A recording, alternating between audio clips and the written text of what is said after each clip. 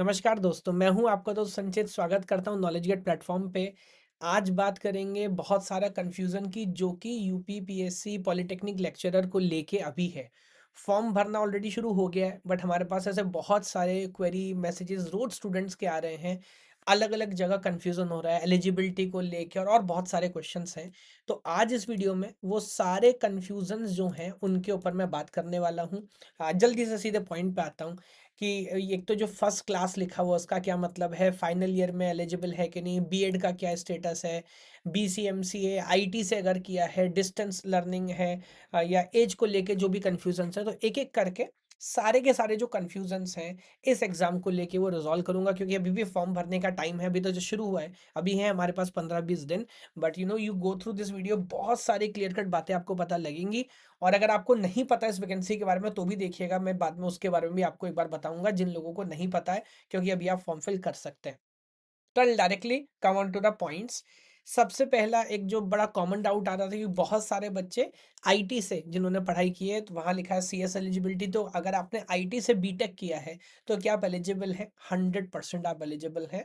और 99% पेपर ऐसे होते हैं, because CS IT are more less same thing. अभी तो बहुत सारे कॉलेजेस में आईटी अलग से होती भी नहीं है, तो यहाँ पे आप एलिजिबिलिटी हो जाती है, इसमें कोई प्रॉब्लम नहीं है।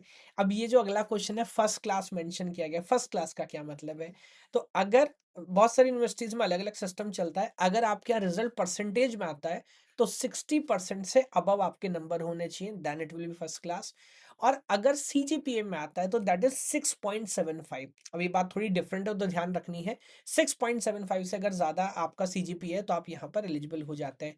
बीएड की रिक्वायरमेंट है कि नहीं? बीएड की रिक्वायरमेंट नहीं है, जो कि एक बड़ा रिलीफ है। क्योंकि बहुत सारे एस्पिरेंट्स केंद्रीय विद्यालय, नवोदय विद्यालय, इवन यूपीएलटी ग्रेड, जो भी अभी रिसेंट वैकेंसीज आई हैं अपार्ट फ्रॉम ईएमआरएस, सब में लगभग बीएड का रिक्वायरमेंट है, बट यहाँ पर बीएड का रिक्वायरमेंट नहीं है। तो काफ़ी सारे लोगों को यहाँ पे एलिजिबिलिटी का एडवांटेज मिल जाता है। मैं अभी परस्यू कर रहा हूँ बीटेक, क्या मैं भर सकता हूँ? तो यहाँ पर आंसर है, मैं उसके आगे आ गया, मैं यहाँ पर लिख देता हूँ 2 जनवरी 2026 तक आपकी डिग्री कंप्लीट होनी चाहिए। तो बेसिकली अगर अभी आप फाइनल ईयर में, तो नहीं आप एलिजिबल हैं, क्योंकि आपकी डिग्री कंप्लीट नहीं हो पाएगी।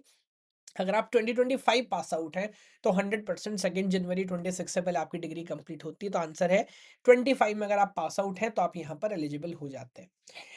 एज लिमिट्स पे और क्लैरिटी दे देता हूँ, डेट के हिसाब से दे देता हूँ, अपने बर्थडे के हिसाब से आप देख लीजिएगा। 2 जुलाई 1985 के बाद आपका जन्म हुआ है, और 1 जुलाई 2004 से पहले, इसके बीच में जितने लोग हैं वो सब यहाँ पर एज के हिसाब से एलिजिबल हो जाते हैं।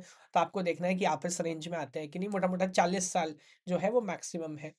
ग्रेजुएशन या मास्टर जो है वो दूसरे स्टेट से किया है, तो क्या यहाँ पर आप अप्लाई कर सकते हैं? सर, आप यहाँ पर बिल्कुल अप्लाई कर सकते हैं, बट एक बात का ध्यान रखना पड़ेगा। अगर किसी स्पेसिफिक कैटेगरी से आप आते हैं तो फिर कैटेगरी वाला बेनिफिट आपको नहीं मिलेगा। यूपी के अगर आप हैं तो आपको कैटेगरी वाला बेनिफिट मिलेगा। तो ऐसा नहीं है कि आप अप्लाई नहीं कर सकते, तो यहाँ भी एक अच्छी बात है।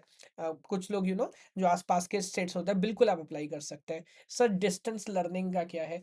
देखिए, बीटेक तो इन जनरल डिस्टेंस लर्निंग से होता ही नहीं है मेरी जानकारी में। तो ऑब्वियसली बीटेक अगर आप हैं और उस वजह से फॉर्म भर रहे हैं, तो वो प्रॉपर कॉलेज 4 साल वाला आपका होना चाहिए।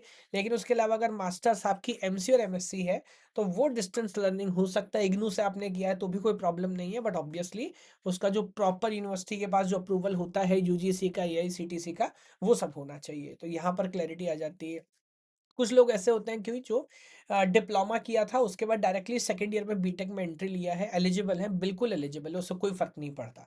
ठीक है। तो ये कुछ इंपॉर्टेंट डाउट्स थे, मैंने जल्दी से आपको बता दिए। जिन लोगों को भी नहीं पता है, तो यूपी पॉलिटेक्निक में बहुत अच्छी वैकेंसी आई हुई है। सीएसआईटी ओवरऑल तो बहुत सारी वैकेंसीज है, सीएसआईटी में अराउंड 40 to 50 वैकेंसीज हैं। तो यहाँ पर केजीआई पर हम एक बहुत शानदार कोर्स चला रहे हैं, और बहुत सारे फीचर्स हैं, एआई का शानदार इस्तेमाल कर रहे हैं, बहुत सारे प्रैक्टिस क्वेश्चंस, वीडियोस, किस तरह से पढ़ाया जाना चाहिए, कितना थ्योरी वीडियो होना चाहिए, कितने प्रैक्टिस क्वेश्चंस होने चाहिए। प्रीवियस ईयर क्वेश्चन 2018 के, 2021 के, जब भी ये पेपर पहले हुआ यूपी पॉलिटेक्निक का, उस सबका कलेक्शन, उस सबका आइडिया हमारे पास है। तो इंपॉर्टेंट कौन कौन से टॉपिक है, सारी चीज़ों का हमने यहाँ पर ध्यान रखा है। सिलेबस के कौन से हॉटस्पॉट्स हैं, कहाँ पर आपको फोकस करना है, तो वो सारी चीज़ों पर हम काम कर रहे हैं। प्रॉपर टेस्ट आप लिखेंगे, स्कोर बोर्ड आपका है, एक कम्युनिटी हमारे पास है जहाँ पर सेम जो स्टूडेंट पेपर तैयारी कर रहे हैं, उनके साथ आप रिलेट कर सकते हैं, बात कर सकते हैं, उनसे पूछ सकते हैं, तो प्रॉपर टेस्ट सीरीज़ आपकी चलेगी। कहाँ आप गड़बड़ कर रहे हो, उस पे आपको सुधार करने का मौका मिलेगा। तो ये अभी भी हमारा कोर्स यहाँ पर है, और क्योंकि जस्ट अभी हमने लॉन्च किया है, तो अर्ली बर्ड डिस्काउंट भी यहाँ पर चल रहा है। तो राइट नाउ जो कि कोर्स की फीस है 4444, फ्लैट 50% डिस्काउंट के बाद वो 2222 में आप एनरोल कर सकते हैं। और उसके बाद भी अगर आप अभी वेबसाइट पे जाके चेक करेंगे, तो फॉर लिमिटेड टाइम एक और एडिशनल ऑफर भी कुछ परसेंट ऑफ आपको मिल रहा है। वो आप जाके चेक करेंगे तो आपको पता लगेगा, है ना? तो इसके बारे में सोचिए, विचार करिए, और कोई भी डाउट कंफ्यूजन होगा, अगेन आप वीडियो के नीचे लिखिएगा, कमेंट करिएगा, मैं आगे भी आपको इस तरह की वीडियो से अपडेट करता चलूंगा। Thank you so much. भगवान आप सभी को खुश रखे। जय हिंद, जय भारत।